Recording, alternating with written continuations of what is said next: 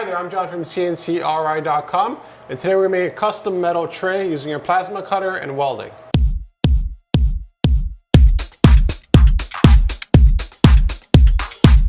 I've been doing custom building for many years. I first started teaching myself how to build these kind of things, kids' toys using regular plywood, using a small CNC router.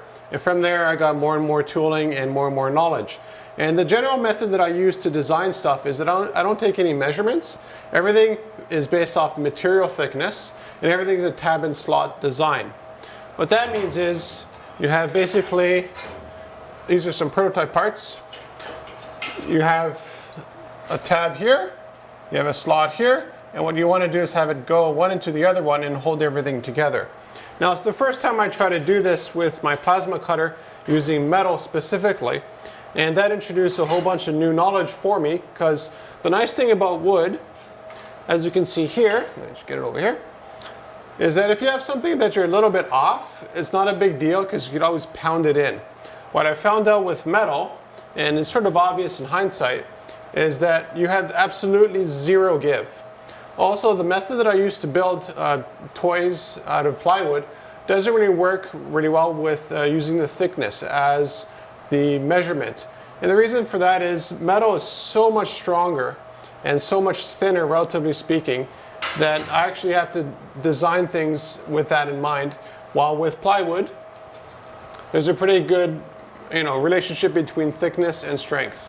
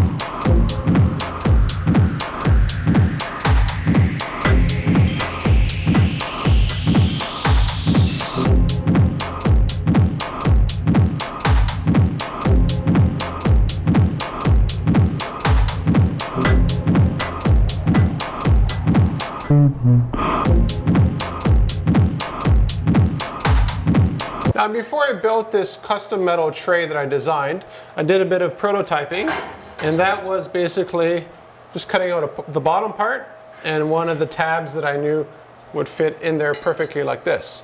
And that's when I discovered that, I have zero give at all with this design method for this material. So I ended up making a couple other ones. So the easiest solution to that was just to make them bigger. So as you can see, I started off like this, the original design, and it just kept getting bigger and bigger. And the final design, you can sort of see here. So this is what I ended up with. And this is what I started up with. So it's substantially bigger. And again, I based my design for this using my own knowledge, using the material thickness. So what that means is that if I want to make something fit better for the tabs and slots, all I have to do is scale the drawing up and everything sort of fits. And it works wonderfully for wood, but metal, not so much.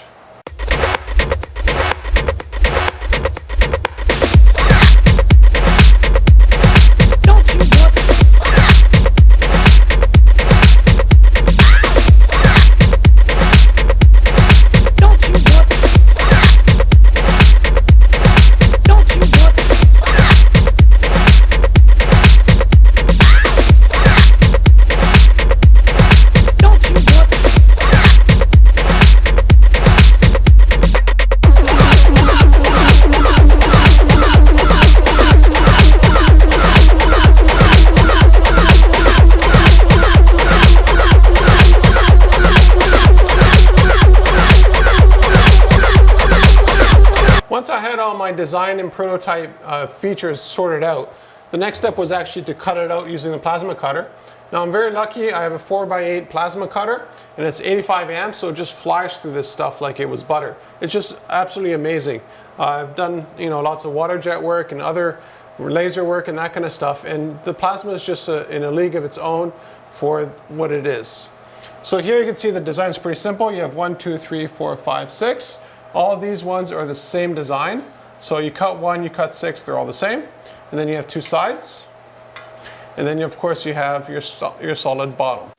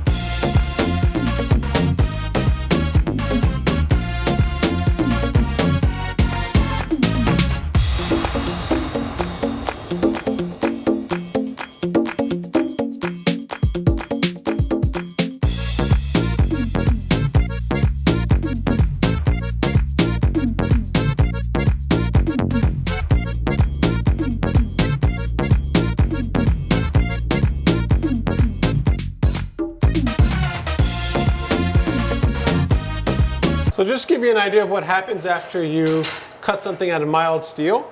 First you have a little bit of dross. It's probably even hard to see. It's absolutely minimal dross, and on the back side you have a bit where you did the piercing. And you can't really weld immediately from this, just because again my tab and slot design, I need everything to be relatively clean on all the edges. So that means all I have to do is lots of angle grinding. And in the process of doing that, I actually remove some of the dross, but I also remove some of the mill scale, which actually gives it a pretty cool aesthetic.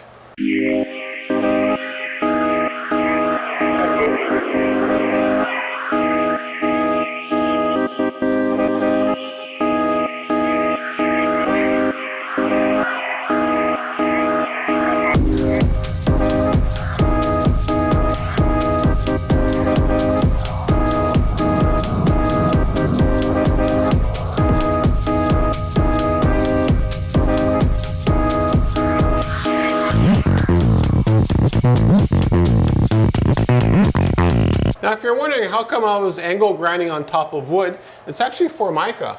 And it's something I wanted to try a while ago, and I just thought I'd give it a try this time around. It worked actually really, really well. So what you do is, of course I have my 100-pound anvil clamp underneath.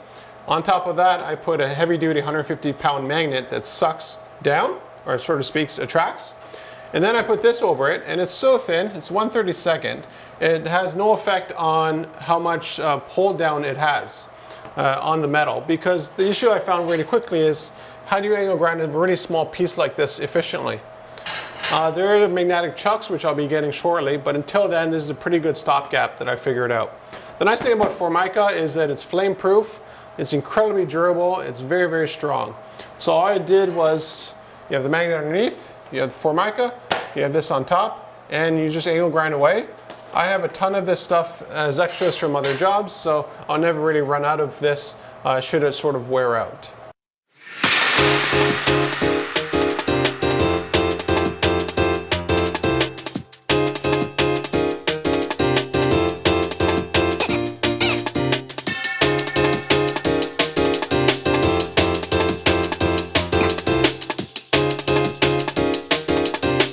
And now for the fun part. I like to give myself jobs like this so I can learn a lot of things at once.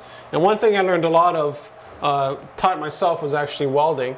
I actually enrolled in a welding course, and we did all the theory, and then as soon as it was time to do the practical using the stick welder, they canceled the courses because of the epidemic going on. So basically I have the theory, but I never have the actual practice, and I never had somebody look over my welds. So I'm definitely teaching myself how to weld properly.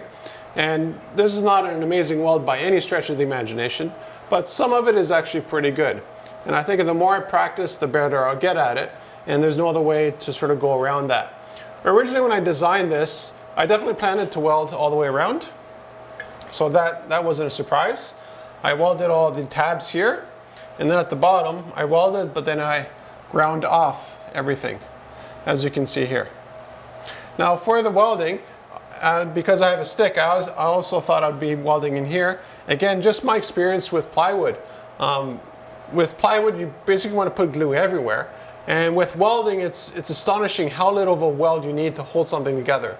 I definitely did a lot of overkill on this, and I definitely screwed up quite a bit. But from the experience I gained from this, I'll definitely produce better welds next time around.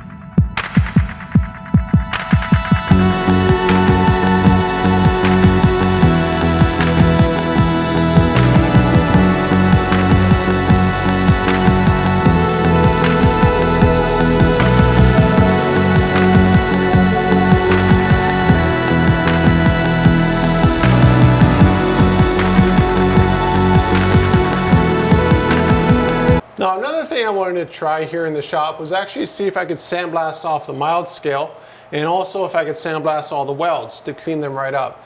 Now definitely nothing beats an angle grinder to do that, at least with my current setup in the shop. But it did a pretty good job of cleaning most of the other parts up, and again, it just gives it a really cool aesthetic. I really enjoy the aesthetic of the sandblasting. It's probably hard to see in the video properly, but everything's nice on it.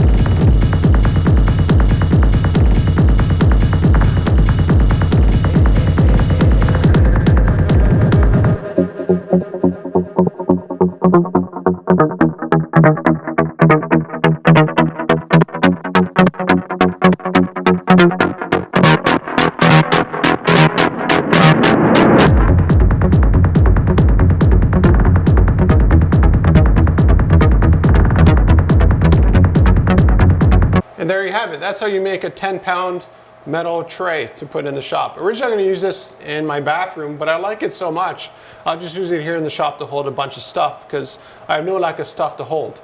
Now if you want a custom tray or custom metal cutting or custom welding, all that kind of stuff, we can do it for you. You don't have to worry. I'm definitely not a professional welder, and I'll never call myself that. So I do have friends who are professional welders and do that as a living. And so if we had a job where we needed a lot of extensive welding, I'd just hand it off to them to do the welding. Or again, a lot of our customers are actually welders too. So what we do, we end up cutting the parts with the plasma cutter or the water jet or the laser, and then they do the welding at their end. Because again, we also produce a lot of custom welding tags with our laser.